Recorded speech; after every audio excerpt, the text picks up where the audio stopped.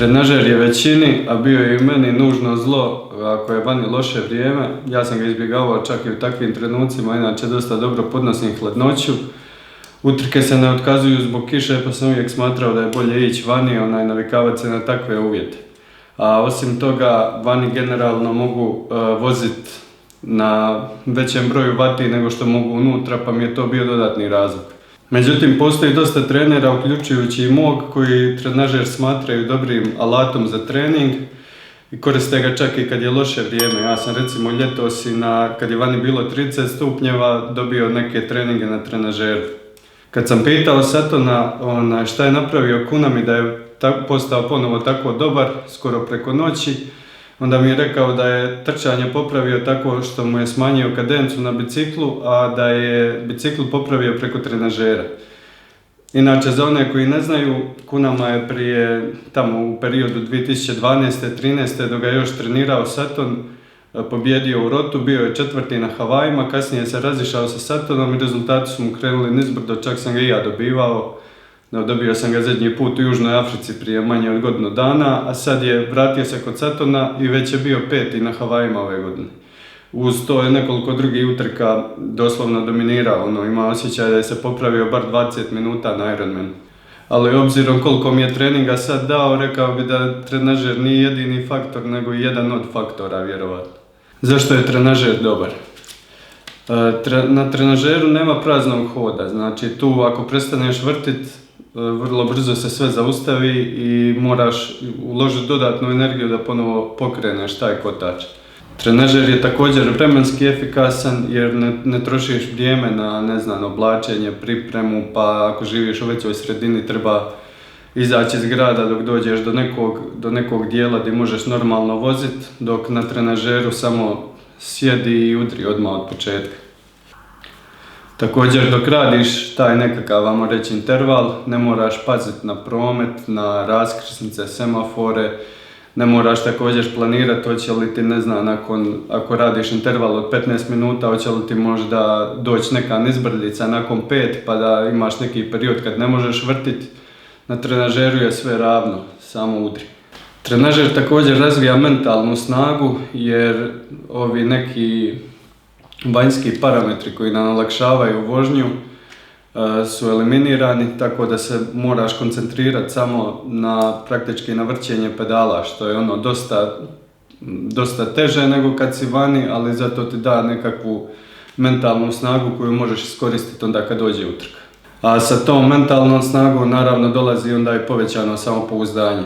Postoji više vrsta trenažera. Prvo bih htio napraviti razliku između trenažera i valjaka. Valjci su odlična stvar za vježbanje tehnike na biciklu, tu se dobro nauči držati balans, ali ne pružaju dovoljno dobar otpor, s tim da su se pojavili sad ovi valjci na kojima se može naštimati nekakav otpor, s tim da nisam siguran koliko se jak otpor može na njima naštimati. Što se tiče trenažera, oni se razlikuju uglavnom po načinu na koji se stvara otpor. Postoje fluidni, zračni i magnetni, bar je tako prije bilo, ne znam da se sad nešto promijenilo. Uglavnom su ovi fluidni najtiši, a zračni su najbučniji, tako da i na to treba obratiti pažnju ako živite negdje u zgradi, da ne bi budili susjede po noći. Meni je taj stupanj otpora koji trenažer može pružiti dosta bitan, jer čak i u ovom periodu radim dosta intenzivne treninge na trenažeru i nije samo da vrtim u nedogled, nego su ti treninzi obično kraći, a intenzivniji.